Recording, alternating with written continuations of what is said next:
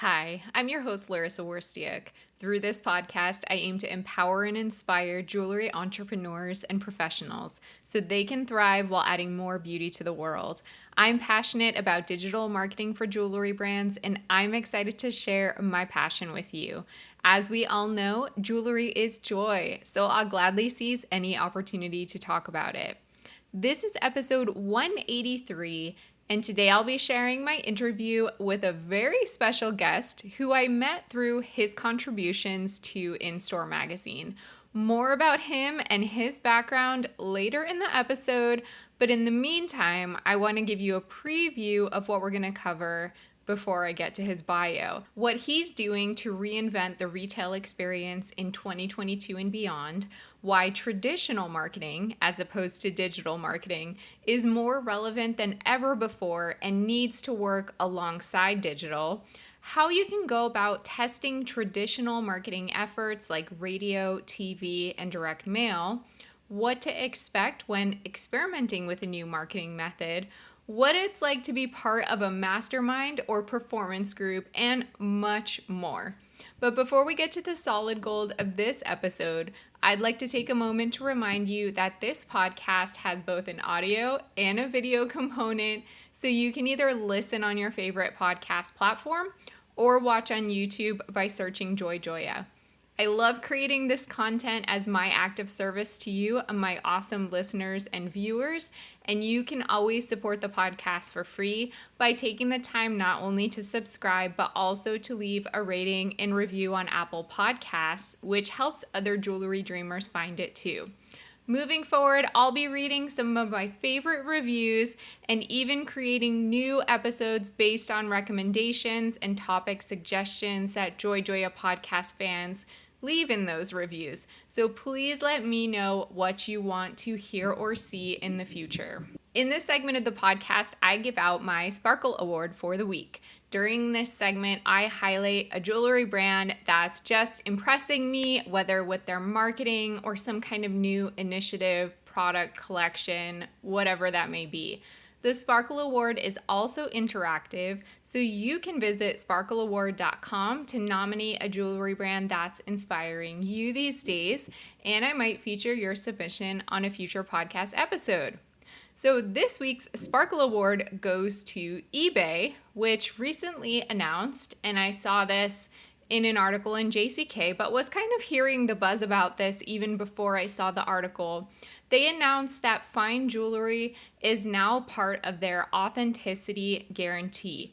It's the fifth category to be part of this authenticity guarantee, coming behind sneakers, watches, handbags, and trading cards. This makes me so excited because I love buying jewelry from eBay. It's one of my favorite places to shop for jewelry. Quote, jewelry is one of eBay's most popular categories, with an average of 7.8 million fine jewelry listings on the marketplace daily. In 2021, it sold 8 fine jewelry items every minute and sold 4.2 million fine jewelry items for the year, end quote. Can you believe that? That is so much jewelry being sold on the eBay marketplace. So eBay is collaborating with the GIA to verify the condition, quality, and accuracy of an eBay fine jewelry listing for potential buyers. The authenticated jewelry will be marked with Authenticity Guarantee Badge, and it also receives an authentication card with a QR code that allows the buyer to see documentation. Tiroth Kamdar, general manager of luxury at eBay, says, the launch of Authenticity Guarantee for jewelry is an incredible milestone, and we're thrilled by the immediate positive response we have seen from our communities of buyers and sellers. So how does it work? New and pre-owned fine jewelry sold for more than $500 is eligible for this service. Auction items are also included if the item sells for more than $500. Only items from U.S. sellers going to U.S. buyers are eligible, and if an item does not match the listing or if its authenticity cannot be verified, the item is sent back to the seller and the buyer receives a refund. The coolest thing about all this, eBay covers all costs of the authentication process. It's really doing a lot to inspire trust in customers in the jewelry space and also to trust the resale market, providing new opportunities for sellers. I love it. As I mentioned, you can visit sparkleaward.com to nominate a jewelry brand that's inspiring you these days, and I might feature your submission on a future podcast episode. Let's discuss some recent news related to jewelry or marketing. Each week, I share my thoughts about 3 relevant articles. The first one comes from Business of Fashion, and it's called Fashion Should Pay Attention to Instagram's Content Troubles. So I don't know if you've noticed, I've definitely noticed this and heard from a lot of people that users have really been complaining about the Instagram user experience lately. So their feeds are filling up with ads and suggested posts with little clear relevance to them. This has been my experience as well, especially with those joint posts or I cannot remember what it's called, but when you can do like a post together with another account and I don't know who that person is and they're not relevant to me, but it still shows up in my feed because I follow one of those 2 accounts. I hate those posts. I wish they would go away. Can anyone relate to that? Instagram is still a larger platform than TikTok with more users, but TikTok definitely had more downloads in Q1 of this year. And here's why I'm mentioning TikTok. For fashion, the trend forecasters out there are starting to turn to TikTok instead of Instagram, which they had used a lot previously. Here's a great quote from the article. These days, TikTok is the place where trends like coastal grandma with its breezy, beachy minimalism seem to bubble up. The app holds an outsized sway over young shoppers too. In a survey last year, 39% of the Gen Z respondents said TikTok videos were among the influential factors that would get them to buy a new product.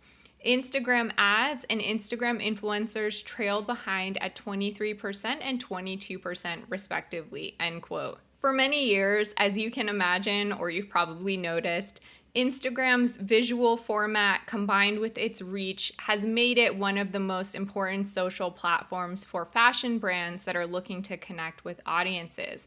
But that is rapidly changing as TikTok gains more ground and really becomes the place where trends start to happen. So really interesting to think about. I'm going to talk about TikTok again. So the next article comes from Tube Filter. It's called TikTok Isn't Just Challenging YouTube for Views, It's Impacting Google Search Traffic Too. If you have customers in younger demographics like Gen Z and even some younger millennials, you'll want to think about how members of these demographics are actually using social platforms to search for things as opposed to searching for products and things they want to buy via Google. So they're increasingly turning to social media when they want to find hot new stuff in their area or things they want to buy, rather turning to that search bar. And they're looking on TikTok or Instagram. It's really interesting to think about SEO from this perspective. A lot of brands are focused on optimizing their search engine presence and coming up high in search engine results. And I think that as long as people are using Google, that will continue to be relevant. And Google is also innovating its shopping platform to kind of keep up with these changing consumer behaviors.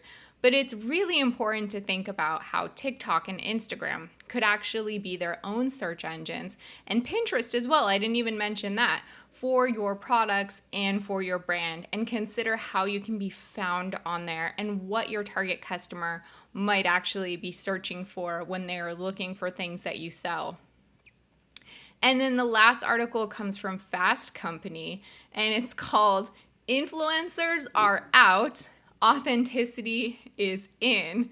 I have to share this article with a grain of salt because I still think there's a place for influencer marketing, especially for micro influencers, and it's something I recommend to select brands. So I'm gonna say, don't take this sensational headline too seriously, but I would say definitely the influencer marketing economy is shifting.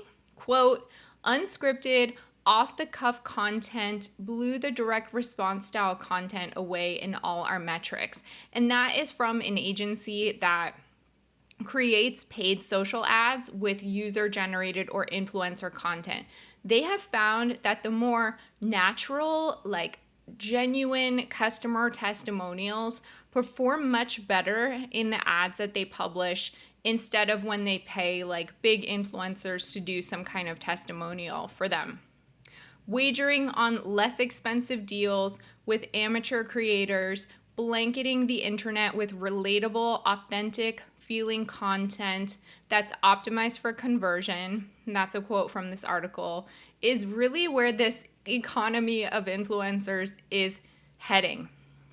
I think brands, instead of looking for follower counts, they're actually asking for examples of content because they just want to have partners that can create great content for them. And the follower counts don't necessarily matter so much because it's hard to see return on investment anyway.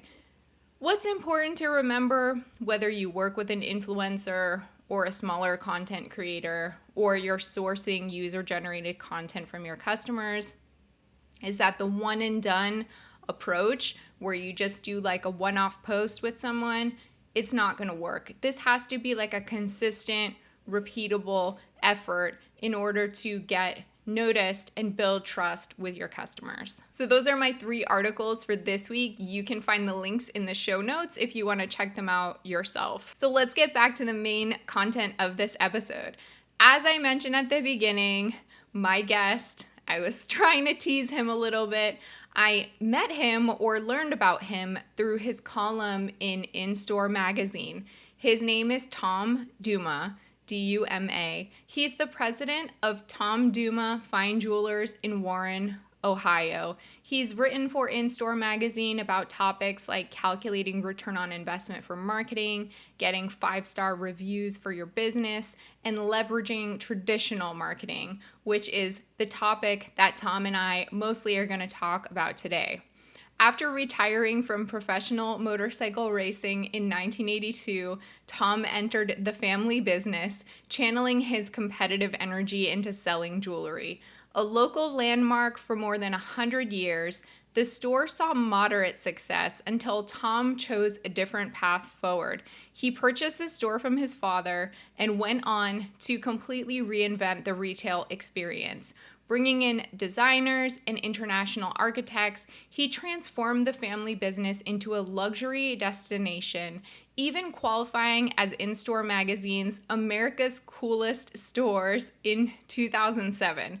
Today, Tom continues to redefine what it means to be successful, watching his business grow year over year with new avenues of outreach, marketing, and brand development. Without further delay, let's get to my interview with my guest, Thom Duma. Hi, Tom. Thanks so much for coming on the podcast today. I'm really excited to have you as a guest. Well, thank you for the invite. I'm equally excited as well. Yeah. So tell our listeners and viewers a little bit more about your store. Yeah, let's start there. Tell us about All your right. store.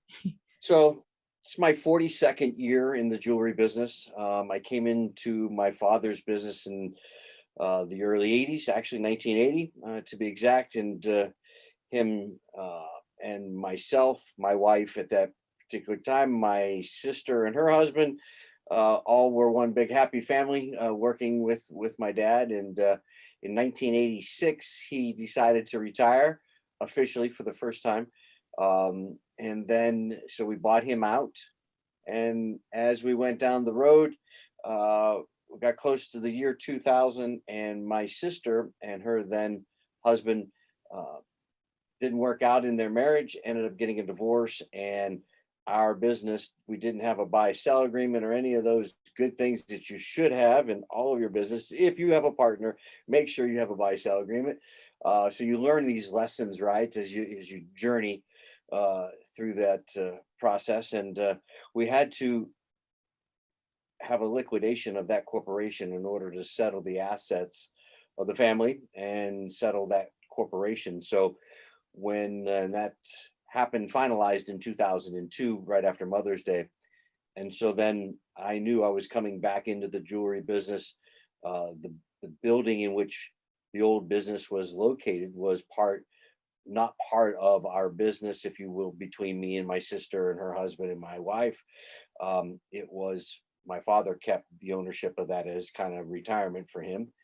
And so, with my sister and my ex brother in law out of the picture, me and my wife looked at the opportunity now that we had a blank slate, because I bought an ongoing concern for my dad, who bought the business from an ongoing concern that was established in 1896. So, Oh, we, wow. yeah, so it was a long standing firm that my dad had purchased, and so when we bought it in 1986, there was no need to change anything. It was running fine, and at that point. But coming now forward to 2002, when I have a blank slate, we had an opportunity to change the name. We had to, right? Because the old business, we liquidated it.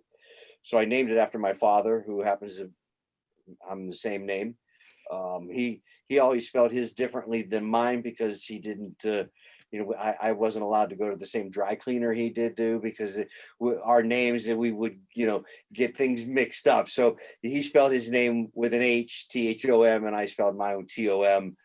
But it was nice to be able to uh, name the business after my father, who spent his whole life in the jewelry industry, is still living at that particular time, and he was excited. And from that point on, we the rest is history. Here we are now, 20 years since starting a new life, basically, in the jewelry industry for me. Sure. So in the early 2000s, of course, like consumer behavior was different than it was in the 80s. Consumer expectations were different, and you had this blank slate and an opportunity to really like reinvent.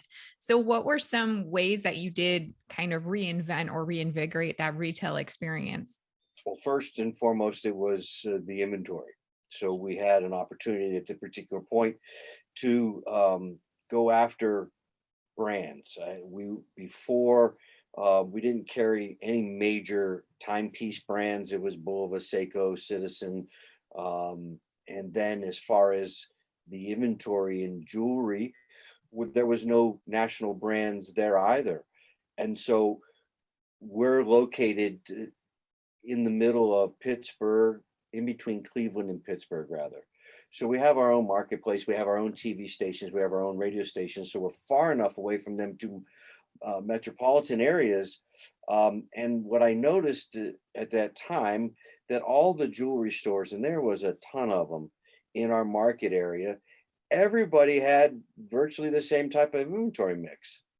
And so there was not the branded store, if you will, fully branded, where it was Rolex, Mickey Moto, David German, all the top brands that I would consider top in each category.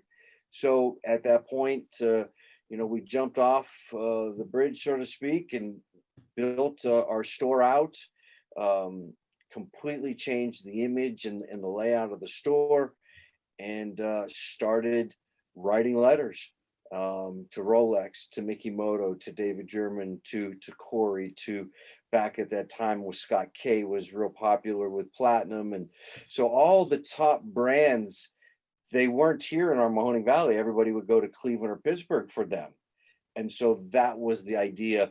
Had no guarantee, when we rebuilt the store in 2002, that any of those vendors would come.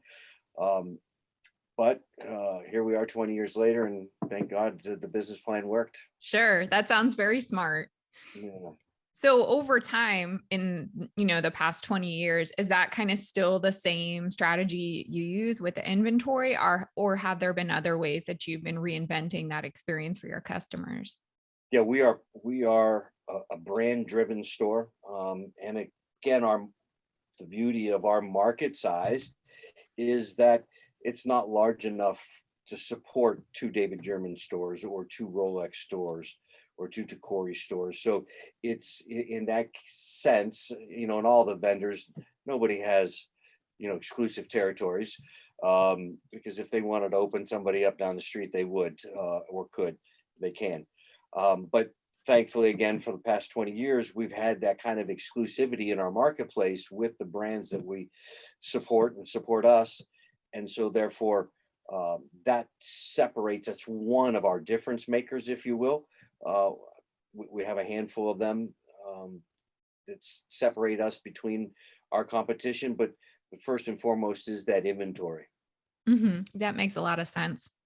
So you first came onto my radar, Tom. I saw your column. It was titled "Traditional Marketing is Not Dead and Here's Why." And that was in InStore Magazine in February. And it really caught my attention. So what inspired you to write that column in the first place? I've been writing for InStore on and off for the past probably 5 years, 6 years. And so in the beginning, actually it was in the fall, they asked for some topics, or, if I would be willing to write some columns and what would they be on. And so those were, kind of my, there was a handful of them that I submitted, and for sure they liked the traditional marketing is not dead title, and wanted to themselves hear more about it, and so that's how that all came to be.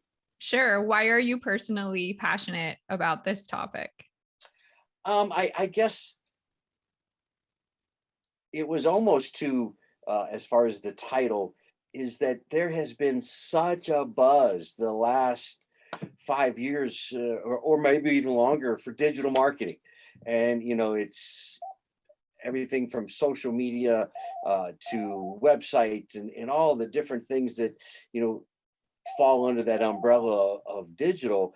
And it's like no one was talking anymore about radio or TV or direct mail, and it was almost like, doggone, I think everybody thinks traditional marketing is dead. And so that's kind of what prompted it. Sure. I'm not I'm not a digital marketer hater, but I do enjoy and see results from traditional. Besides me, did you get any other responses to that article from other jewelers or? I had a few of my peers, read the article and would comment, but nobody that I didn't know besides you. So we were talking before, and you told me about the success that you've had reaching specifically local customers in your market through some of these more traditional marketing tactics, specifically radio. Can you talk about some of these more traditional approaches and how each of those has worked for you? Sure. Um, when we run a campaign where and there's something every month that we're going to run, whether it's an event or if there's no specific event, whether it's Mother's Day or Valentine's Day or a Love and Diamond event or a winter clearance, or um, if there's not a specific event, then it's generally a bridal message. So we're out there marketing every month, and almost every week on some type of platform.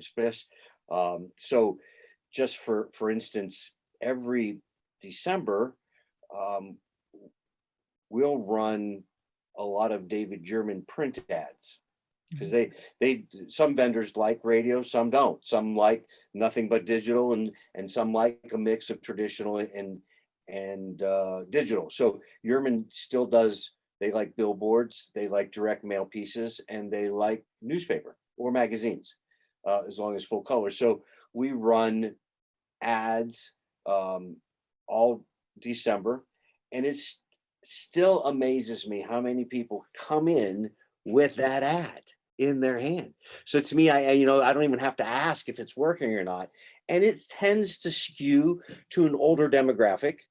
Okay, versus I don't know that that person has an Instagram account or a Facebook account. They might, but for that person, that demographic, um, they still have disposable income to spend, and they're reading the newspaper every day.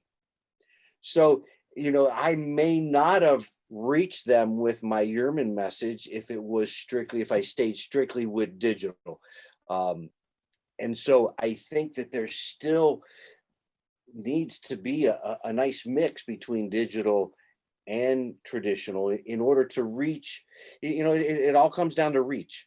How much can your message penetrate into your marketplace, and what demographics are you going to reach? How many times frequency are you going to hit them with that same message? And I guarantee, even with my marketing budget, let's go out on a limb and say even with McDonald's marketing budget, they may be missing some people with their message because it just sometimes people aren't going, they're not going to tune into digital, they're not going to tune into traditionals. They might be streaming when somebody's not listening there, they're just checking out. So it's hard to get everybody to hear your message and to act on it. But you have to, I think, get as much as you can in order to make that successful. Absolutely. And not just as much as you can, but also kind of like the repetitiveness of it too. So maybe somebody does see you here, but then they forget about it. But then they see you somewhere else and they're like, oh yeah, I remember now.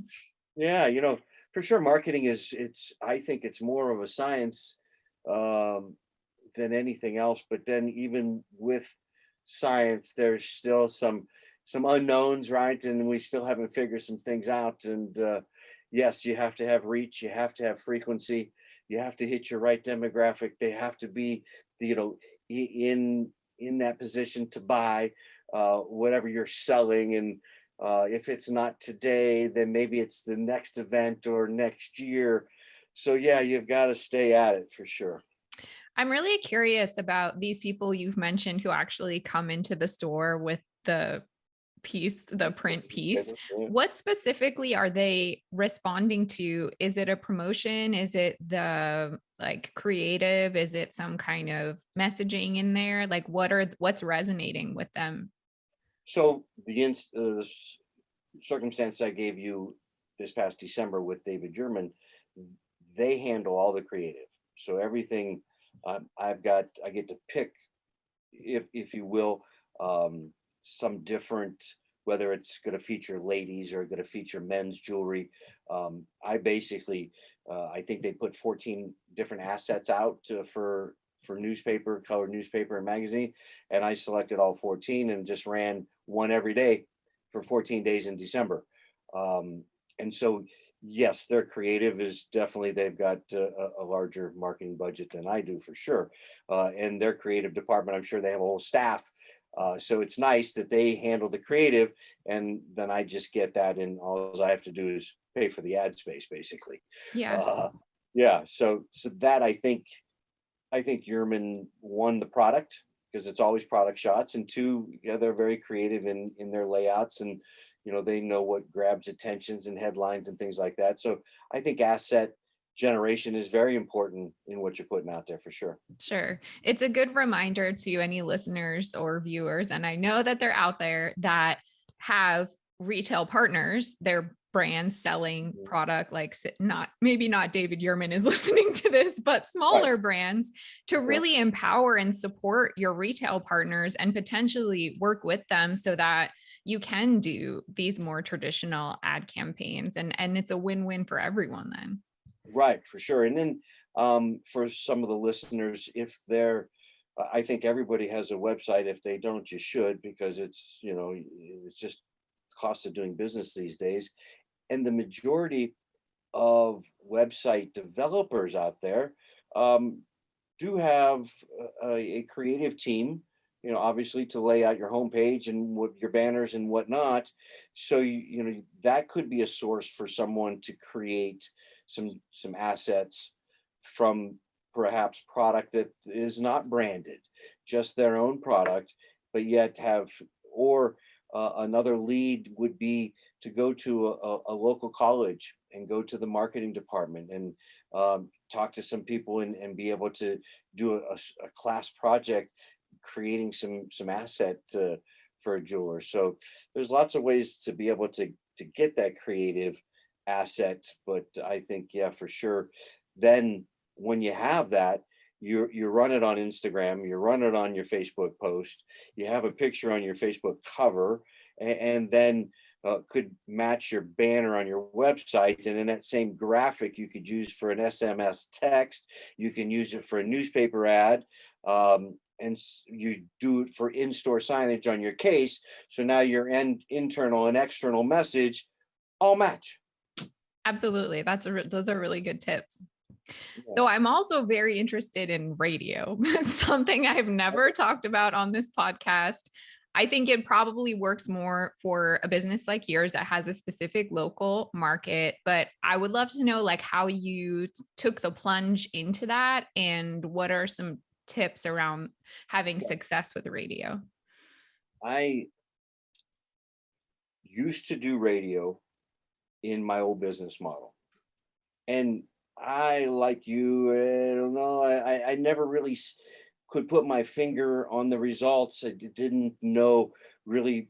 I was just taking a lot of the radio reps that would come in the store, their ideas on how to get reach and frequency and how to reach my demographic. And after what I felt was, man, it wasn't successful, I stopped doing radio and started putting most of my budget in TV. Not, I'm dating myself because digital marketing wasn't even an option back in the early '90s when this was happening. And so, um, and then all through maybe the beginning of 2000s up to 2007, I was primarily direct mail and TV and newspaper, but not much radio. And then um, I joined a performance group, and there was this one radio marketer named Bruce Freshly Media.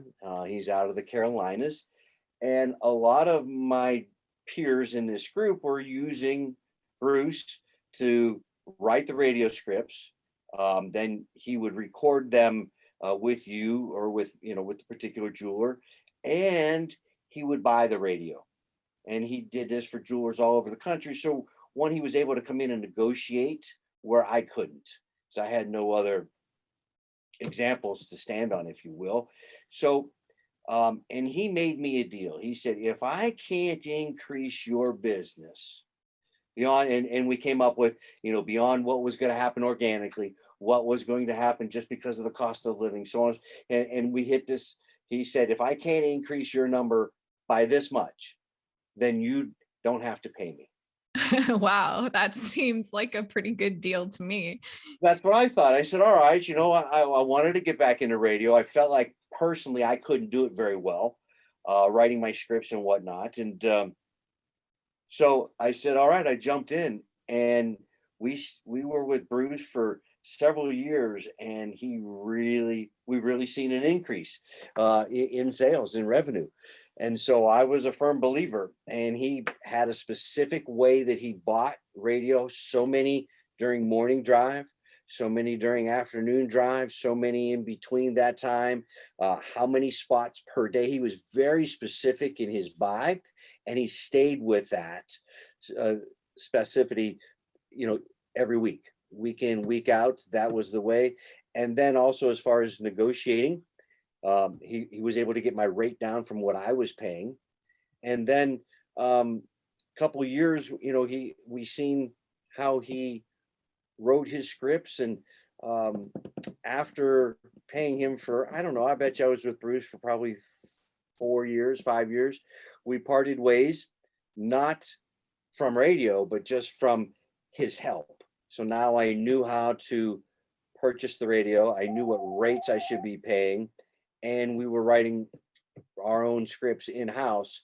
And we're still on the radio um, every day, 24 hours a day, 7 days a week for the entire year. So Amazing. and every market is going to be different. But in and then again, every market, like I've got some friends that have several stores in Chicago, and for them to buy morning drive in Chicago compared to what morning drive is in Northeast Ohio, completely different. And so sometimes, depending on the market that your listeners are in, radio may be prohibited. They just Sure. can't afford it. So, but we were running what we call ROS, run a station. And so then that was that specific time. And then there's some of the stations I know that we deal with, Cumulus and iHeart, and those two behemoths are in every market. And what they do is they sell radio sponsorships for the station. And it's a 15-second spot that happens at the top of the hour and the bottom of the hour. 24 hours a day, 7 days a week. So with some of the major radio stations, we were fortunate enough to be able to get that sponsorship. Most of the time when someone has it, they never let it go because it is just, it's reach, it's frequency, it's everything. You're just a little limited because you only have 15 seconds to say what you want to say, but because you're saying it so often, you could, have come up with 4 or 5 different 10 or 15-second spots to say everything you would say in a 30 or 60-second spot. And so we found great success with buying these sponsorships. It's a contract, it reoccurs every month. I know what my budget's going to be, and I know that we're out there 24/7. So that has been really helpful for us. And so I would encourage some of your listeners in different markets, if that's available, check it out. Sure, those are great tips. How do you go about testing something like radio or measuring the effectiveness of it? Is it just a general overall increase in revenue, new customers? What's the strategy behind that? Well, there was another article, I think, that followed up on the traditional marketing is not dead. And we talk about how to measure the ROI on any marketing. And so there's a mathematical formula that you can work into, taking out what would happen organically that comes through the store, and to see if you're generating generally sometimes 2.5 times the amount of that marketing spend. So if you spend $1,000, then you should be generating $2,500 in revenue in order to make that a success. We look at what we do um, based upon total revenue, store revenue. Are our sales increasing? If we're having a bridal message, what for that last 30 days, we look back, did we increase in loose diamonds? Did we increase in semi mounts? Did we increase in ladies' wedding bands? And use that as a gauge for someone that hasn't, let's say hasn't tried radio. I would take like a month of March where there's not a whole lot going on. April tends to be bridal season. You got May for Mother's Day. Maybe take a July or September, a month that there's really not anything else, and maybe take the money that you would spend on digital or another medium, put it all into that radio for that 30-day period, and then you'll test the waters by seeing where your sales were at compared to that marketing message. Mhm. So That's a really good tip. Is there anything else that someone can expect when like trying something new or what they can kind of like set themselves up for mentally? uh, I guess mentally, retail is we never know who's going to walk through the door every morning when we unlock it. Um, so that there is, I think anybody that's in retail has some basis of faith in what they're doing is going to pay dividends, right? So we unlock the door, people are going to come in and experience our store, buy our product. In the same sense, if you're going to buy radio, then you have to make sure that you do have at least a frequency of 3, so that at least that whoever you're reaching is going to hear that message at least 3 times. That's a good indicator that you're buying the right type of schedule. And I would say that you need to buy at least around 50 spots a week. So you can maybe try it for 1 week if your budget is, or your radio station is going to charge you $2,000 for that week for that flight, and get a very compelling message. You know, if you run a really small ad in a newspaper and said the first 100 people at my door will receive a free $100 bill, no strings attached. Do you know that that message is going to get out there, and I'm going to have people lined up to get a free $100 bill? So the message in what you're doing has got to be compelling. It's got to have a hook. There's that whole part of messaging or writing scripts. One's got to be compelling. 2, there's got to be a hook, a reason for them to come in, a little bit of urgency. And if you have those components, I think that you'll see success. I don't know how you wouldn't. Great. So the last time we spoke, you also mentioned you were part of a performance group. Is that what you call it? Yeah. Of other jewelers. And that was very interesting to me. I would love for you to tell me a little bit more about that and how it's helped you grow your business and just learn more. All right. So maybe some other listeners relate to this, but I was uh, in a family business, and my father has been in business all his life. So he was my mentor, my teacher. I looked up to him as I was young. You know, he was successful, and there was one of the some of the things that he said to me have always stuck with me. And then there's some of the things that he has told me that I've had to relearn or put them in different contexts or take them completely out of my thought process. And one of those was he was never a firm believer in consultants. He didn't like consultants. He thought they were just there to take your money and you can do it without them. And I learned that they're consultants because they're professionals. They focus on that one area and they do it well.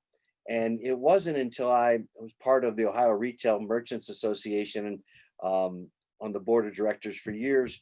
And part of my duties was education. So for the every year we had the Ohio Jeweler Show when it was up and running and prosperous. Um, I was bringing in all these different speakers, keynote speakers in different areas. Some had expertise in inventory, some in marketing, and the whole gamut. And I would listen to them, and I was always getting just intrigued by, their thought process and how they did things. And then 2008, and the marketing or the housing market crash, and so then everybody was hurting, and it was at that point that one of the keynote speakers was a gentleman by the name of Abe Sherman. And Abe was starting Plexus performance groups at the time. And the concept is 12 jewelers per group. I think he has got 5 groups now. So there's 5 jewelers or 12 jewelers per group. And we're in completely different states so that there's no competition. And then all of us have the same um, inventory control system, if you will. We don't have the same point of sales, but what Abe was able to do on the backside, he's able to integrate everybody's information from their point of sales on a daily basis. So he's collecting all this data on inventory and sales and gross profit margins and things like that. And then this group comes together and we talk about everything from uh, the front side of the business to the back side of the business, focusing on profit and loss statements, balance sheets, inventory, aged inventory, gross profit margin, turn, uh, showcase turn, GEMROI, all of these key performance indicators, KPIs we look at and measure. And so therefore, there's a jeweler that is in a market that's very similar to mine. He's in Illinois. Um, and so then when I look at and see what he's able to do with, say, his marketing budget and reach, and then I look at my budget and say, am I overspending or am I underspending? We so there's just all these comparisons. Abe Sherman asked me to join in 2010, and at that point I had been 30 years in the business. Thought I knew a lot, and being you do something for 30 years, you figure you ought to be pretty good at it, even if you're half blind. But then I realized after a couple years in this group that I really needed to have my eyes of understanding opened, and I really didn't know half of what I thought I knew. And so I would encourage anybody to get into that type of group. There are it just iron sharpens iron, I guess, is the best way for me to do that, and then be able to see other people's balance sheet and profit and loss statements and inventory controls and just best practices and everything. It really has made me a much better operator. It's very inspiring to me. And also, I love that you're so honest about the fact that you went this long, you kind of thought you knew. I mean, you must have known something because you Right. didn't go out of business, but Right. to really be able to open your mind and to learn new things even after running a business for that long, I think is really amazing. Oh, for sure. Thank you. And it, yeah, I can't be a big enough advocate for that group. And some buying groups I know, like uh, RJO and IJO, they have that to a certain degree, right? You know, when they gather, so you've got jewelers from all over, and they do breakout sessions and things like that. It just doesn't. It's not as deep, and it's not as consistent. We meet every month on a webinar like this, and we talk. And then twice a year, we go on site to one of the host stores, and we look at their their entire operation. What they That must be so valuable too, kind of like a field trip. Yeah, exactly. You know, it's sometimes when we, live in the forest, we don't see the trees. And then you get another fresh set of eyes that come in, and they say your showcase glass tops, right? Women put purses down that have metal bottoms or whatever, but they always get scratched. And that's probably the last thing on a jeweler's mind, is to replace all of his glass tops on his showcase because there's scratches on it. But when you stand back and you look at someone else's and you're trying to look at the jewelry and you see all those scratches, it you know what, I need to replace my glass tops every 5 years. I don't need that. You get into that mindset. Okay, it's been 5 years, I better paint the walls, or I better change the carpet, because we tend to, I guess I shouldn't say we. I tended to say, it's okay. It can go another year. I don't want to incur that expense now. But no, I've got to the place where there's a lot of best practices that I've adopted. Every 5 years, I'm remodeling my store. I just, it adds to the customer experience. It is, things don't look tired. And sometimes you need someone else, that shock value, to come and say, what's wrong with you, man? Change them glass tops. Look at that. Your ceiling tiles have got a little water stain over there. Replace that. Well, if Yeah. I replace that one, then I got to replace them all, because it'll be to replace them all, and it'll pay dividends. It does. So It's important. It's a good reminder, I think, yeah, for sure. yeah, yeah, yeah. So, Tom, what else do you have going on in your business right now? What's on the horizon for you? Well, we just ended a 2 week, what we call Love and Diamond event, and so it's love diamonds, everything diamonds, from bridal to diamond earrings, we kind of, whether you're celebrating new love or lasting love, is kind of our tag there. And so we hit people that are, April is obviously wedding month. People start looking for wedding bands for summer weddings, and um, upgrades and birthdays, anniversaries, and so on. So that was very successful. We just finished that this past Saturday, and now we're on to Mother's Day. So, and Busy times. yeah, before you know it, we're going to be working on our December Christmas marketing. It's just, yeah, the years go by so fast. It happens very quickly. Yes, yes. Well, thank you so much for your time today, for sharing your knowledge and wisdom and the experience you've had and all this time in the industry. I really appreciate it. You're welcome. I enjoy helping anybody that I can, and just hopefully all my competitors in my marketplace aren't listening to this. Yeah, I'll No. block them from this. uh, but Thank you, yeah, Tom. yeah. If anybody, just reach out, and I'll be happy to share. What did you think? If you want to learn more about Tom's store, Thom Duma Fine Jewelers in Warren, Ohio, you can visit www.tdfj.com. And you can always email me, Larissa, that's Laryssa, at joyjoya.com. If you love this podcast, please share with a friend who'd appreciate it. And don't forget to subscribe, as well as leave a rating and review on Apple Podcasts. To purchase a signed copy of my book, Jewelry Marketing Joy, visit joyjoya.com/book for more information.